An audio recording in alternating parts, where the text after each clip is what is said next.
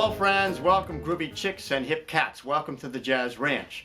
You know, it's my second day of working with Band in the Box, and that's why the laptop is here. I've been using a backing track and I've been playing the song Summertime. I programmed it. Now, the thing I like about the Band in the Box is you can program the song exactly the way you want it. You know, use the chord changes you like, create an ending, create an introduction, whatever the structure of the song, how many choruses you want to play on it, and that sort of thing. You can construct it just the way you want it. Now, that's much I've learned so far. I know there's a lot more you can do with it, and I know it's geared more towards country music and rock and roll and you know, popular music, not so much jazz, but it does have enough jazz in there so it's worthwhile, and you have a bass player and a drummer, and that's the most important thing for a pianist, to learn how to play in a band and to accompany and to learn how to comp and that sort of thing. So we're here at the piano. It's set up for the daytime where the sun comes in, and also Herbie's back there to greet you, although he's sacked out.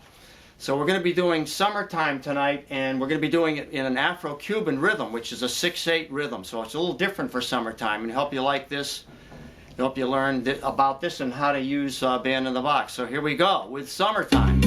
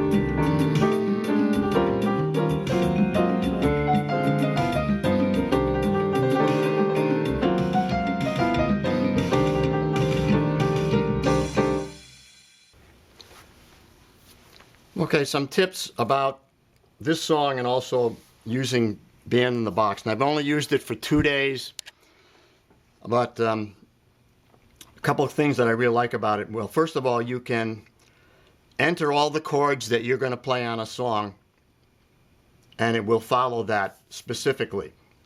So if you have alternate changes or just particular chords you like in a song, like for instance, I put this in C minor just because it's a nice key to play this song in, Summertime. On the, it's just a one chord C minor, you know. Now I just put in a C minor, but I can voice it any way I like. I can put a 6/9 in there, minor 6/9. Then the minor 7, 2, 5 into C minor. Now, approach chord C7 altered, the F minor to B flat 7 to E flat minor to A flat 7. That's commonly used by jazz musicians as a way to approach that 2 chord. So those specific chords you can put into this, type into the program, and they're going to play that for you, no matter what version you do, whether you do, you know, swing, ballad, Latin, whatever you know, once you've got those chords in there, it's going to play those over and over again. Now, the other thing is I didn't figure out an introduction, how to play introduction. So what I did is I had it start at the end of the song, like the last two measures, which are the 1 to the 2, 5. So until I figure out how to put an introduction in, they've got the, you know, the, what they call the repeat signs at the beginning. So how do I get forward to that? I haven't figured out yet. So that's the way I got around playing an introduction. The other thing is they had an ending that was written into this particular program, so I used that ending. So that is a level up from what I did yesterday, which I had no beginning and no ending. Now at least I had an introduction and ending, which is good. And I was able to put the number of choruses I was going to play. And on the last chorus, you could hear it because you could hear the way they were changing up the ensemble playing. So they programmed that in an interesting way. Now, you know, you have to be able to listen to the rhythm section that's playing and know where you are within your own head and also be relating to them. Because if you get off, you can get back on by just listening, you know, stopping what you're doing and listening to the track, and then you can get back on again. Because I got off a few times and I had to stop, just sort of stop what I was doing and listen. Because you get very involved with what you're doing, particularly when you're improvising. You're doing a lot of stuff, and, you know, hopefully what's going on in the rhythm section is coordinating with you. But that's the main thing, is like listening to it, understanding where you are, always knowing where you are in the tune and the chord changes, feeling the beat and feeling the rhythm section. Now I'm going to talk a little bit about the scales and soloing. Okay, the underlying scale that I used in this song was this one here. Now that is a C minor pentatonic, or you can call it E flat major pentatonic, and you call it the 5th mode starting on C. So E flat, that's... And then if I wanted to alter it, go like down in half steps or chromatically from that scale. But that's the primary scale that I used on the song. That's the one chord. Now on the 4, you know, I had this, so I had to relate to those chord changes. I just couldn't play that same scale over those. It wouldn't sound right. Although you have a lot of liberty with a song like this. You have more liberty than most songs in the such that you can really play outside the scale and still come back in. And it still sounds good because of the minor quality of this, and you know, the fact that pentatonic scale works with it so well. Now the other thing is I used as a blues scale, so I had this, you know. So those two scales, the minor pentatonic and the blues scale, are primarily the underlying scales I used. And then when you get into things like, I use some altered dominant scales like this. That's a super Locrian, and I have that laid out for you in other videos. So you want to look at my videos on scales. If you've watched a lot of my videos, then this is not new to you. You understand this. But this is a song where you can really let loose in, you know, and do a lot of interesting things that are not, say, so you're not tied down so much to one scale. You can use that one scale, but you can elaborate on it. Go outside of it, inside of it. You can go back and forth between in and out, and you have a lot of liberty here. But you want to do this intelligently. You want to create ideas that follow. Like, for instance, when I got to keep it simple. One idea leads to the next. I like what Horace Silver does. He plays little ideas like, you know, then he does something more elaborate, something that follows. So I like that. So on the F minor chord I could go, then follow it, you know, in other words, transposing the idea down a whole step, and then, you know, something like that. Other important thing is that you land on a note. In other words, you complete the idea. In other words, you don't just play, you know, and then you don't, you know, in other words, you end on a note that creates a beginning, a rise, and an end, like, you know, like that, you know, so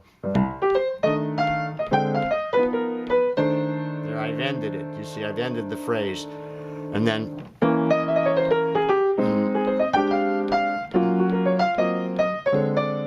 something like that,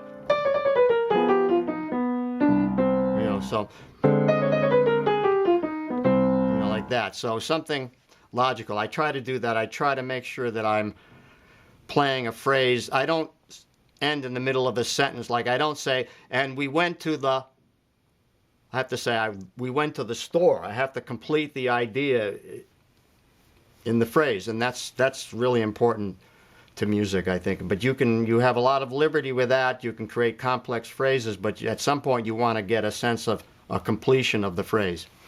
Okay, so wrapping up, I just want to say a couple things about Band in the Box. You know, there's not a lot in there for jazz players. There's enough, but a lot of it is for more like pop music or rock or country and that sort of thing. There's a lot in there for that. And you do have to enter the chords. I mean, you can import from MIDI files and that sort of thing. I haven't learned how to do that yet. You know, I've only been at it for 2 days, so I haven't learned how to make it easier to get songs in there. You can't really, it doesn't have a song base like in YouTube where you have the backing tracks and you can just type in the name of a song and it gives you a backing track. But the advantage of a Band in the Box is you can get the chords that you want. You can make the arrangement exactly the way you want it, the number of choruses you want, create endings, create beginnings. I haven't learned how to do that yet. Intros and endings. And you can make it very specific, and then you can save those in a file and have all your favorites in a file. There's a lot more you can do. I've only had it for 2 days. You know, you people that know more about it, write to me, send me comments, give me some tips, and I'll pass them on to other people. So that's about it. We'll wrap up now. Okay, so that wraps up my second day with Band in the Box, and you know, this was interesting to play on a 6/8 rhythm. You know, I could put the same song and the same chord changes, the same form of the song over a variety of different styles, and that's a good thing about it. So if you know about Band in the Box and you know more than I do, please write to me, or if you like this, it's something interesting to you, I hope you can try it out. And I will say until next time, in the words of my great friend Hermie Dressel, as I always say every time I sign off, swing loose, and we'll see you next time. Bye-bye.